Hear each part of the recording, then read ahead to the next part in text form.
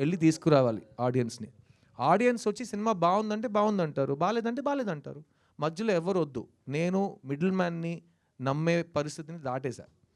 మమ్మల్ని wheel only depend on hour cells. అందుకే కదా నేను ముందు కూర్చుని I love talking to you, మీరు అడగండి నేను సమాధానం చెప్తూ వెళ్ళిపోతుంటా, అంతే కదా. ఏ కాంట్రవర్సీ వద్దు, ఏ నెగిటివిటీ వద్దు. మంచి పాజిటివ్ మెసేజ్తో ఒక సూపర్ హిట్ కొడతాను. వద్దు, సినిమా బాగుంటే.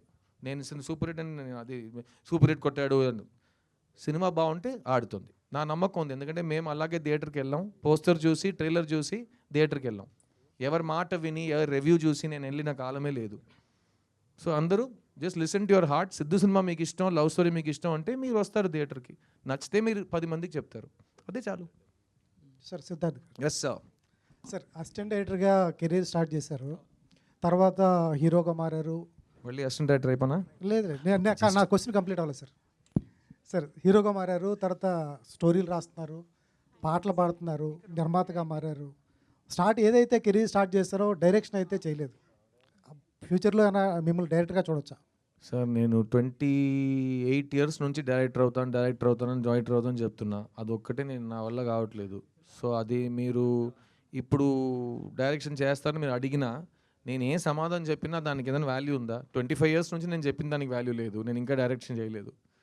సో ఈ సినిమాలో అటుడుగా ఒక డైరెక్టర్గా నేను యాక్ట్ చేస్తున్నా, అలాంటి అవకాశాలు వదలకుండా. బట్ డైరెక్షన్ అనేది నా దృష్టిలో సేమ్ ఇవాళ ఈ సంవత్సరం నాకు పెళ్లి జరిగింది కదా, అది కూడా నేను ఈ సంవత్సరం నాకు పెళ్ళి అవుతుంది ఎప్పుడు చెప్పలేదు. ఇప్పుడు అయ్యింది కదా, దేవుడితో మా అమ్మ నాన్న ఆశీర్వాదంతో. అలాగే ఏదో ఒక రోజు నేను డైరెక్టర్ అవుతా. దాని గురించి నేను ఆలోచిస్తే అది జరగదు సార్. అదే సార్, ఫస్ట్ నుంచి అదే సార్. ఎలా నాకు పెళ్ళి అవ్వాలో నేను నా ఫ్యామిలీ వాళ్ళకి ఉందో, అలాగే నేను డైరెక్టర్ అవ్వాలని నాకు ఉంది సార్. వాళ్ళ కళకు పూర్తయింది సార్, నాది ఇంకా బ్యాలెన్స్ ఉంది సార్. సో మీరు కూడా నా కోసం కొంచెం ప్రే చేసుకోండి. ఏదో ఒక రోజు నేను డైరెక్ట్ చేస్తాను. కానీ ఆ డైరెక్ట్ చేస్తున్నప్పుడు నేను ఒక 1.5 years ఇంకే పని చేయకుండా డైరెక్షన్ మాత్రం చేస్తాను. ఎందుకంటే 30 years నుంచి వెయిట్ చేస్తున్న కళ కోసం మల్టీ టాస్కింగ్ నేను చేయలేను. అది చేస్తున్నప్పుడు అది ఒక్కడే చేస్తా. సో ఖచ్చితంగా మీ ముందే వచ్చి అనౌన్స్ చేస్తా. ఆ సినిమాని కూడా ఇలాగే ప్రెస్ మీట్ పెట్టి థియేటర్లో కలుద్దాం అంట. అదే రిజల్ట్ మీరు ఏ ఇస్తారో అది నేను ఒప్పుకుంటా. That's my belief. డైరెక్టర్ గారు సార్ హీరో గురించి నేనే హీరో లేనని చెప్తున్నా. నేను హీరో గురించి నేను సినిమా రాస్తాను కాదు, నా సినిమాలో హీరో ఉంటాడా లేదా నాకు తెలియదు కదా సార్. తెలియదు కదా, కథే తెలియదు నాకు. హీరో ఉంటాడా లేదా నాకెలా తెలుసు? ఏ హీరో అంటే నేను ఎలా ఆలోచిస్తాను? మ్యామ్ డైరెక్టర్ గారు, సో సిద్ధు గారు 10 yearsగా లవ్ స్టోరీస్ తీయట్లేదు. సో మీరు ఒక లవ్ స్టోరీ రాసుకున్నారు. సో ఈ లవ్ స్టోరీ సిద్ధు గారి దగ్గర తీసుకుని వెళ్తే ఖచ్చితంగా యాక్సెప్ట్ చేస్తారు అన్న ఒక కాన్ఫిడెన్స్ ఎలా అనుకున్నారు ఖచ్చితంగా యాక్సెప్ట్ చేస్తారని?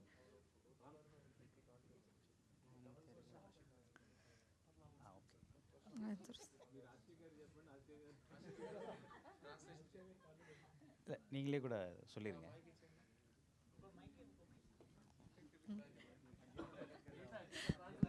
గీత బెస్ట్. గీత తమిళ్ ఎక్స్పర్ట్ కదా, అన్ని లాంగ్వేజ్ తెలుసు అన్నావు.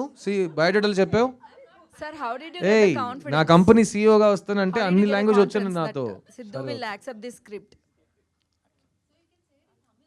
సార్ మీరు తమిళ్లో చెప్పండి సార్, ఇన్ కేస్ ఎవరికైనా ట్రాన్స్లేట్ కావాలని చెప్పేది.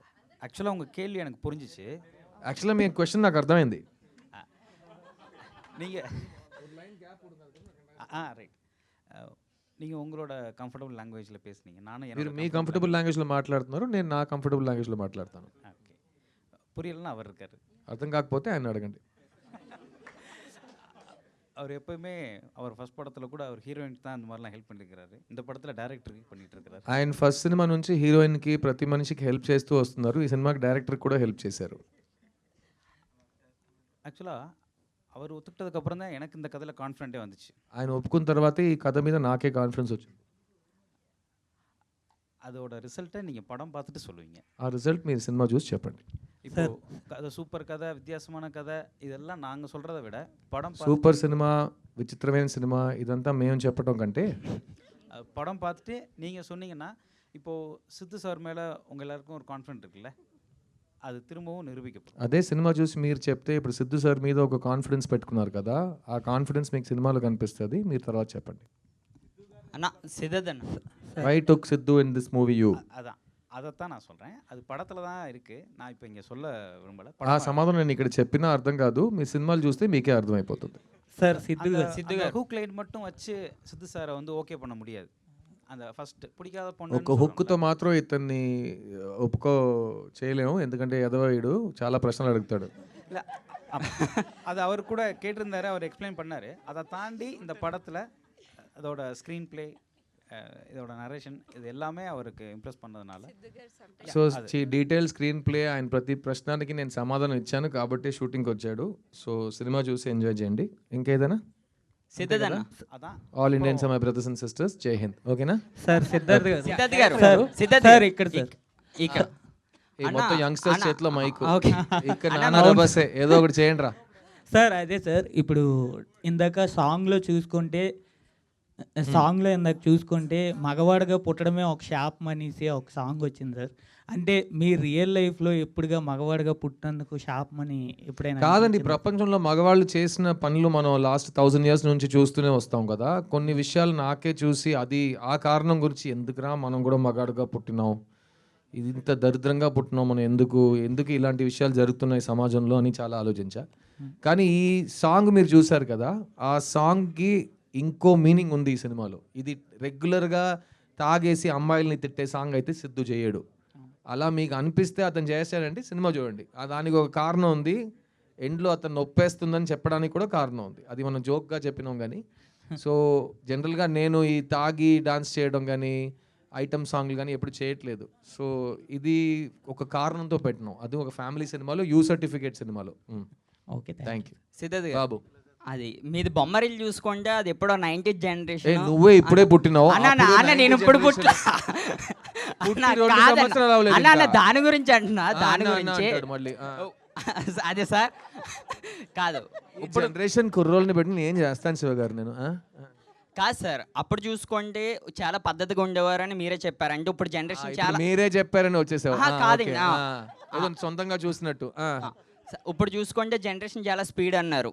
అంటే ఇప్పుడు లవ్ స్టోరీస్ చూసుకుంటే ఒక రొమాన్స్ చాలా మంది చూస్తున్నారు మూవీలో ఉన్నదా లేదని. నిజంగా ఈ మూవీలో అలా ఉన్నదా?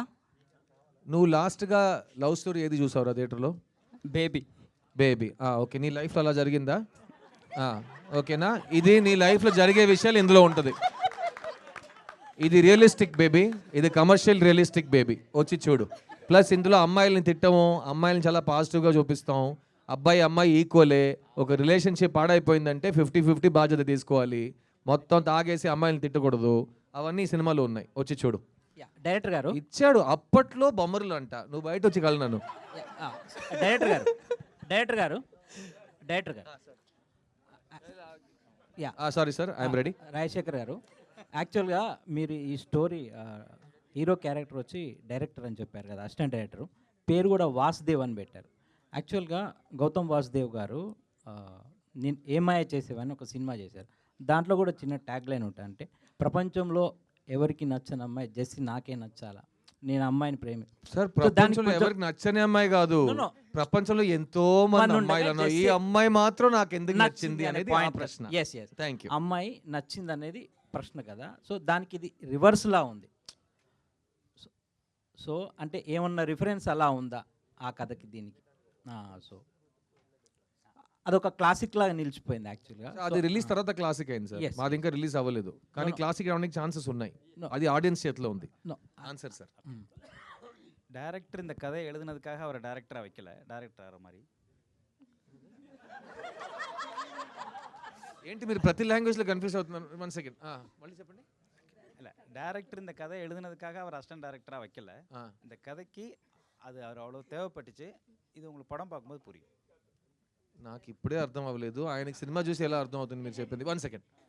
డైరెక్టర్ కథ రాశాడు కాబట్టి అతను డైరెక్టర్ క్యారెక్టర్గా ఇందులో లేడు. అసిస్టెంట్ డైరెక్టర్ కథ రాస్తాడు, అందుకే అతన్ని అసిస్టెంట్ డైరెక్టర్గా పెట్టలేదు. అతన్ని అసిస్టెంట్ డైరెక్టర్గా నేను ఎందుకు పెట్టానని సినిమా చూసి మీకు అర్థమవుతుంది. కరెక్టా సార్? మీరేంటి correct?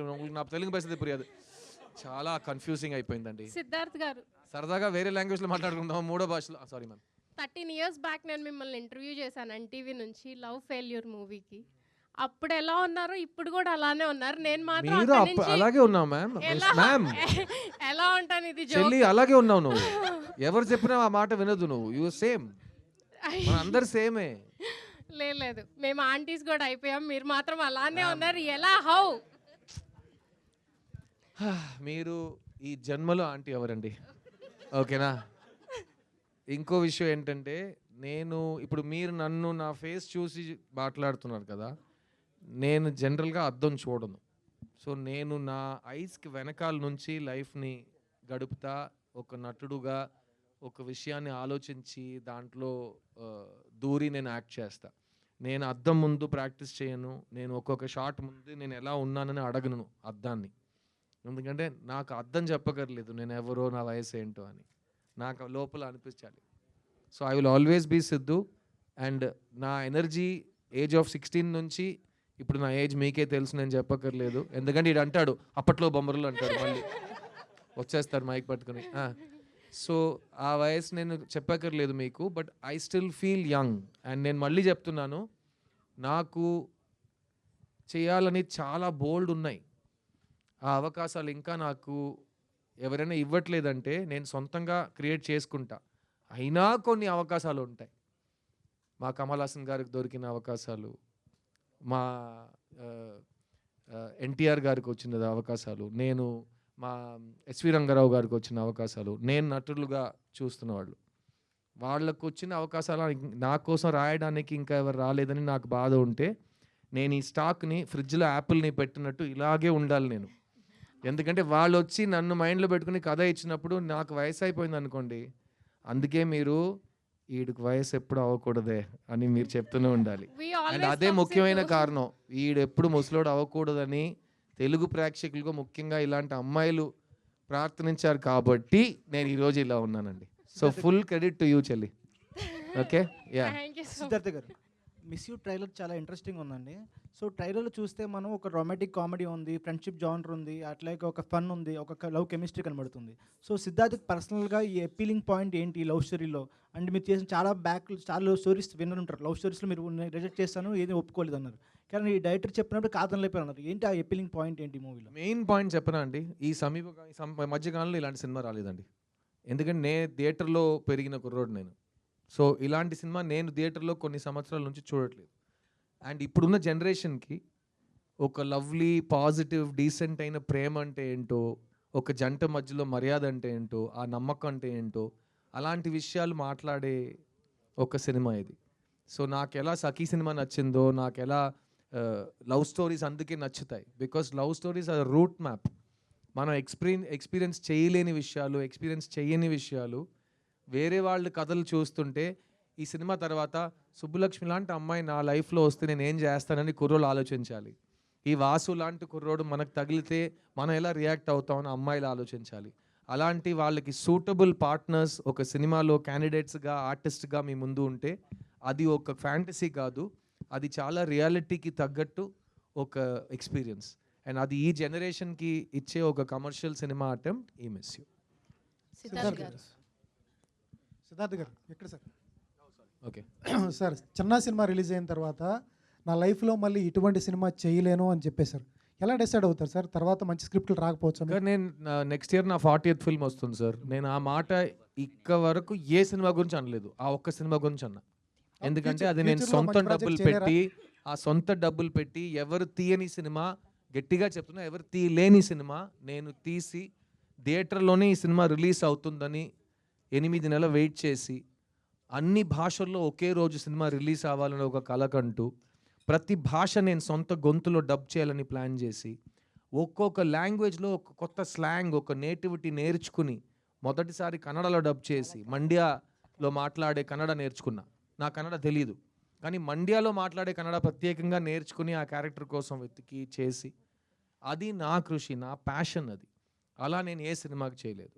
At the same time boys cinema తర్వాత ఆ సినిమా నాకు రీలాంచ్ అనిపించింది. ఎందుకంటే బాయ్స్ వచ్చింది కాబట్టి నేను 20 సంవత్సరాలు నేను వచ్చా. ఈ చిన్న సినిమా వచ్చింది కాబట్టి నా నెక్స్ట్ 10 years 20 years స్క్రిప్ట్స్ వస్తాయి నాకు.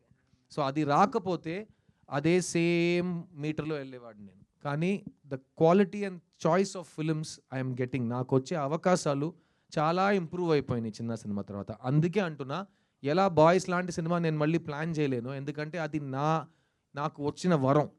ఎవరో ఎక్కడో పిలిచి ఇండియాలో బిగ్గెస్ట్ ఫిల్మ్లో నాకు డెబ్యూ ఇచ్చారు. అలాగే ఎవరు పిలవకుండా, ఎవరు చెప్పకుండా, ఎవరు హెల్ప్ తీసుకోకుండా నేనే నాకు సెకండ్ లాంచ్ ఇచ్చుకున్నా. అందుకే చెప్పా అలాంటి సినిమా నేను మళ్ళీ తీయలేను. కరెక్ట్? Thank you. నెక్స్ట్. కాకా sir. One second sir. Counter question ఏంటి సార్? మీరు ఇంటర్వ్యూ చేస్తున్నారు. counter ఇంటర్వ్యూ కాదు సార్, మ్యామ్ వెయిట్ చేస్తున్నారు. కమాన్. సిద్ధార్థ్ గారు ముందుగా hearty congratulation. Thank you, ma'am. Wish you happy married thank life. You ma'am. So ఈ సినిమాని చూసినప్పుడు ఆ ట్రైలర్ అయితే చాలా బాగుంది.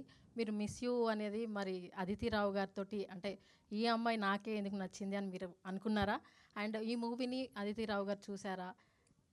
మ్యామ్, అదితిని ఎందుకు నచ్చిందంటే నేను కారణాలు వెతకక్కర్లేదు, నా దేవత తను. సో అలాంటి ప్రశ్న నేను మిస్ యూ అంటే రోజు 20 సార్లు చెప్తా తనకి. కానీ ఇంకో విషయం చెప్తాను, ఈ మధ్యకాలంలో నేను ఈ మిస్ యూ అనే పదం నాకు అన్ని చోట్ల కనిపిస్తున్నాయి. సో లాస్ట్ వీక్ మా అమ్మ నాకు 50th వెడ్డింగ్ యానివర్సరీ. నేను రాజస్థాన్లో షూటింగ్లో ఉన్నా. ఈ 22 ఇయర్స్లో మా ఇంట్లో ఏ ఫంక్షను, ఏ మంచి రోజు, ఏ దేనికి నేను వెళ్ళట్లా. ఎందుకంటే ఒక ఆర్టిస్ట్ లైఫ్ అతని టైం అతనిది కాదు, ఇంకెవరి చేతిలోనో, ఇంకా నా చేయి మీ చేతిలోనే ఉందన్నట్టు ప్రొడ్యూసర్కి ఇచ్చేస్తాం. సో అలాంటప్పుడు నేను వెళ్ళలేను. కానీ ఆ రోజు రాజస్థాన్లో ఎంత లోతు అంటే నాకు అర్థం కావట్లేదు, ఏదో మిస్సింగ్ అంట. కానీ మా పెళ్ళ వెళ్ళింది వాళ్ళతో ఉండడానికి. అది ఈ ఆర్టిస్ట్కి అయితే ఆ మిస్ యూకి ఒక మీనింగ్ వచ్చింది. సో నన్ను రిప్రజెంట్ చేయడానికి ఒక అమ్మాయి మా అమ్మ నాన్నతో వెళ్ళి వాళ్ళు 50th యానివర్సరీని స్పెండ్ చేసింది మా ఫ్యామిలీలో, మా మహాలక్ష్మిగా. సో ఆ రోజు వాళ్ళందరూ కలిసి ఉన్నారు, నేను షూటింగ్లో ఉన్నాను, మా శివగారు చూస్తున్నారు, నాకు షార్ట్ రెడీ, నేను ఏడుస్తున్నాను. ఎందుకంటే నాకు అక్కడ ఉండాలనిపించింది. 50th యానివర్సరీ కంటే ఏంట్రా ఈ బతుకు, ఈ పని ఏంటి, కమిట్మెంట్ ఏంటి అని అనిపించింది. కానీ ఆ వీడియో కాల్లో వాళ్ళ అందరూ కలిసి నన్ను చూసి మిస్ యూడా అన్నప్పుడు ఇమ్మీడియట్లీ నేను ఏదో నా పొలంలో మొలకలు వచ్చినట్టు నాకు ఒక ఫీలింగ్. సో అదే ఈ మిస్ యూ సినిమా టైంలో నేను ప్రతి దాంట్లో పాజిటివ్స్ చూస్తున్నాను. ఆ టెక్నాలజీ లేకపోతే మా అమ్మ నాన్న, మా వైఫ్ని ఆ రోజు నేను చూడలేకపోయి ఉంటాను కదా. సో ఈ టెక్నాలజీ ఉండడం నాకు ఈరోజు నాకు చాలా పాజిటివ్ అనిపిస్తుంది. సో ప్రతి దాంట్లో నేను పాజిటివ్ వెతికే, మేబీ మీరు చెప్పొచ్చు సిద్ధు మెచ్యూర్ అయిపోయాడు, వయసు వచ్చిందో అన్నట్టు, కానీ నేను ప్రతి దాంట్లో పాజిటివ్ చూస్తున్నాను ma'am. Thank you. Thank you sir. Thank you అండి. చాలా కాలం తర్వాత ఒక పాజిటివ్ అయిన ఫుల్ ఇంటరాక్షన్ మీతో. 29th నవంబర్ కలుద్దాం థియేటర్లో. సినిమా నచ్చితే గట్టిగా చెప్పండి మంచి సినిమా చూసారని. Thank you so much, love you all. థియేటర్లో కలుద్దాం.